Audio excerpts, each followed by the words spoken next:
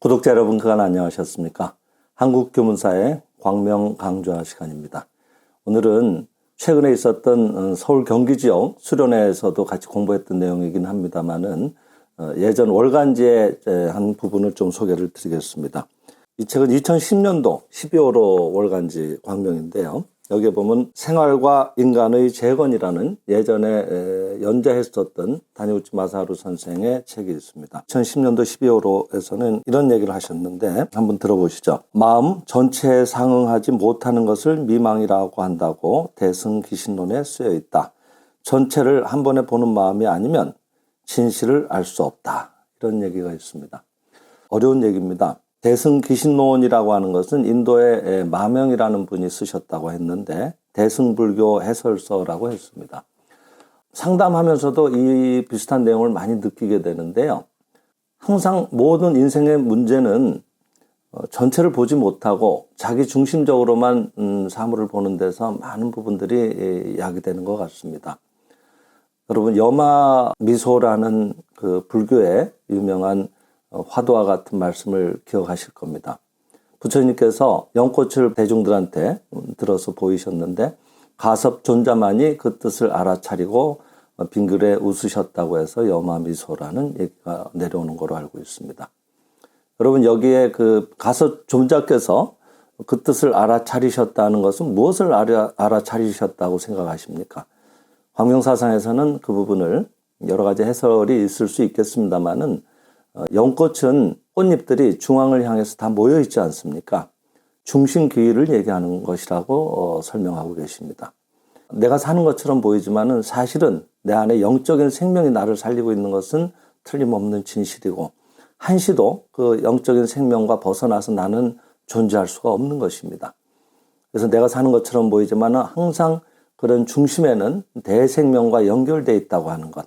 영적 생명이라는 것 자체가 개별 생명으로 나타나 있는 듯이 보이지만 사실은 영적인 우주의 대생명과 다 연결되어 있다고 보는 게 맞지 않겠습니까? 그래서 항상 내 안에 너를 살리고 있는 위대한 생명을 잊지 말고 망각하지 말고 그 뜻에 부합하는 생활을 하라고 하는 그런 뜻이 아니겠나 생각을 합니다. 그렇게 보면은 기독교의 가르침도 중심되는 내용이 여전히 같이 통하고 있습니다.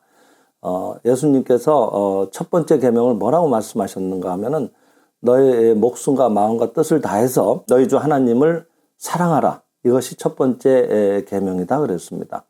하나님을 사랑한다는 것은 자주 말씀드렸지만은 이렇게 끌어안고 사랑합니다라고 말씀드리는 것이 아니라 하나님의 생명이 이미 내 안에 함께하고 계시다고 하는 것을 자각하는 것, 그것이야말로 하나님을 사랑하는 것이다라고 저희들은 알고 있습니다. 그런 의미에서 보면 불교의 가르침이나 기독교의 가르침이나 중심되는 내용에 있어서 여전히 다 통하고 있는 것입니다. 그래서 내 생각으로 인해서 전체를 보지 못할 때 항상 인생의 문제는 일어나온다고 하는 것을 늘 마음에 새기는 것은 정말 중요한 일이라고 생각을 합니다. 가령 우리가 어릴 때를 생각해 보면은 부모님들은 나는 괜찮다, 배가 부르다, 나는 뭐 별로 좋아하지 않는다 그러면서 맛있는 음식을 준비해서 자녀들이 먹도록 이렇게 바라보시면서 흐뭇해 하셨던 그런 장면들이 기억이 나실 겁니다. 아주 어릴 때는 정말로 부모님께서 배가 부르신 줄 알았습니다. 그리고 정말로 그 음식을 좋아하시지 않는 줄 알았습니다. 그런데 내가 부모가 되고 보니까 넉넉하게 다 준비를 못해서 우선 자녀만이라도 풍족하게 먹이고 싶은 그런 부모의 심정을 마침내 알게 된 것입니다. 그래서 거기에 뒤늦은 감사를 또 드리기도 하고 또 그때 몰라봐드렸던 것을 죄송한 마음을 일으키기도 합니다. 그렇듯 마음이 어릴 때는 자기 중심으로만 모든 것을 생각을 해서 상대의 입장이나 느낌이 잘 이렇게 전해져 오지 않는 것 같습니다. 우리가 어떤 하나하나의 일들을 깊이 들여다보면은 함부로 그 일에 대해서 얘기할 수 없게 되는 경우가 많이 있습니다. 저희들 요즘 집에서 편하게 택배 같은 것도 잘 받아보고 있습니다만은 사실은 그 물류라는 것이 굉장히 신속하게 전달돼서 대수롭지 않게 생각하실 수도 있지만은 막상 그 현장에 들어가 보면은 어마어마하게 예쁘게 치열하게 일들이 돌아가고 있는 것을 볼 수가 있습니다. 저는 저희 책들이 어떻게 배송되는지 궁금해서 또 그리고 자녀들한테도 좀 이런 힘든 경험도 해보는 게 좋지 않겠나 해서 저희 두 아들과 함께 예전에 택배 상하차 하는 일을 한번 아르바이트로 해본 적이 있습니다. 그때는 상차 일이었는데요. 8톤 트럭이 들어오면은 3명이나 4명이 일개조가 돼서 1톤 트럭들이, 택배 트럭들이 전부 수거해온 택배들을 각 지방으로 보내는 8톤 트럭에다가 상차, 즉 짐을 실는 일들을 맡게 됩니다. 휴식 시간이 따로 없고 2명은 싣고 2명은 벨트를 타고 들어온 짐들을 상차할 수 있도록 이렇게 준비를 해주는데 거의 정신이 하나도 없다고 하는 게 정확한 표현일 겁니다. 그래서 8톤 트럭을 3명이나 4명에서 다 짐을 채우고 나면은 또 다른 8톤 트럭이 들어오는 그 잠깐의 시간이 휴식 시간입니다. 거의 뭐 땀 범벅이 되고 숨을 쉬기도 어려울 정도로 바쁘게 짐들이 들어옵니다. 그 벨트를 타고 들어오다 보니까요. 정말 정신이 없더라고요. 아들이 나중에는 하다가 휴식 시간에 그냥 맨바닥에, 땅바닥에 그냥 대자로 누워가지고 거의 숨도 잘 못 쉬고 누워있더라고요. 그런 정도로 힘들게들 일을 해서 저희들한테 물류가 도달하는 그런 장면도 있습니다. 요즘 많이 상황이 좋아졌겠지만요. 그래서 일 하나도 들여다보면은 함부로 얘기하기가 어렵습니다. 우리가 손님을 초대해놓고 음식을 준비를 하다 보면은 그 손님이 어떻게 드시는가 하고 자신이 준비한 음식에 대해서 드시는 모습을 보면서 궁금해하게 됩니다. 하지만 손님으로 온 분은 그냥 아무 별 생각 없이 무심하게 드시는 경우가 많습니다. 보는 입장에 따라서 그렇게 차이가 나는 겁니다. 우리가 지내온 날들을 살아보면은 내가 생각이 조금 짧아서 좀 더 깊이 들여다보지 못해서 특히 부모와의 힘든 문제로 인해서 인생 문제가 야기되는 경우가 대부분인데 그때 너무 나 위주로만 생각했던 건 아닌가 좀 들여다보실 필요도 있지 않나 생각을 합니다. 책을 좀 더 살펴봐 드리겠습니다. 우리 한 사람 한 사람은 신이라는 대생명의 나무에 있는 나뭇잎 하나이다.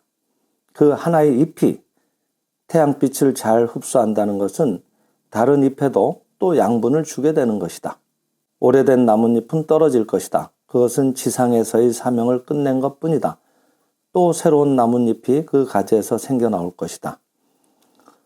인간은 나뭇잎이 아니므로 그 육체는 우주의 원소로 복귀해도 영체는 육체의 가죽을 벗어버리고 더 한층 자재의 경애, 즉 자유자재한 그런 경지가 되어서 신으로서 자기 실현을 더욱 완성해 나가게 된다. 또 이런 구절도 있습니다. 나뭇잎의 비유를 하셨습니다만 하나하나는 나무 전체를 보기는 어렵겠죠. 하지만은 진실은 다 들여다보면 전부 다 연결되어 있다고 하는 겁니다. 서로가 서로를 살리고 있는 것입니다. 생명에 살아가는 모습이 이렇습니다. 그래서 우리도 상대를 미워하는 것처럼 보이지만 그것은 사실은 자기를 미워하는 꼴이 되고 상대를 살리고 사랑을 한다고 하는 것은 결국 자기 자신을 사랑하는 게 되는 것이라고 생각이 됩니다.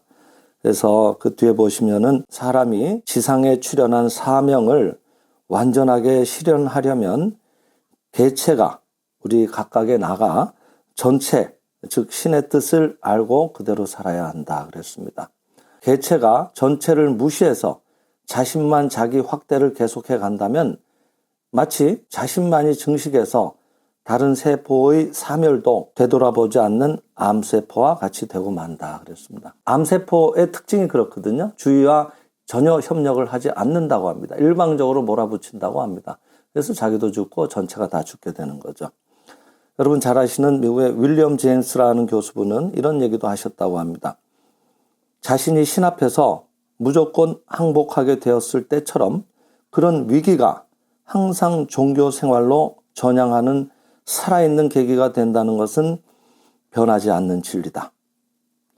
즉 개별적인 이익만을 추구하고 있으면 언젠가는 막다른 길에 이르는 위기에 처해서 마침내 전체, 즉 신 쪽으로 향해야 될 때가 온다는 의미라고 선생도 설명을 하고 계십니다. 인생의 문제에 지금 봉착해 계시다면 기뻐하십시오. 드디어 꼭 신이라고 해서 어떤 특정 종교를 말하는 것은 아닙니다. 진짜의 나의 생명의 본래 모습에 눈뜰 때가 온 것이다. 이렇게 기뻐하시고 조금 마음의 여유를 가지시고 지난날 너무 나의 일방으로, 불교에서는 아상이라고 하죠. 그런 생각에 빠져서 너무나도 일방적으로 생각을 거칠게 몰아왔던 것은 아닌가 한번 돌이켜보시면서 지난날 나로 인해서 마음 아팠을 분들을 떠올리면서 한 분 한 분에게 진심으로 참여하고 또 용서해 주셔서 감사합니다 하고 감사행도 해보시고 이런 마음을 가지고 한번 감사행을 또 해보시면은 여러 가지 변화가 있지 않겠나 생각을 합니다. 오늘은 예전에 광명제에 소개됐던 생활과 인간의 재건이라고 하는 다니우치 마사루 선생의 책의 부분을 인용하면서 우리들 미망에 대해서 또 전체 생명에 대해서 어떤 마음을 가지고 바라봐야 될 것인가 하는 것을 한번 설명을 드려봤습니다. 이상으로 마치겠습니다. 감사합니다.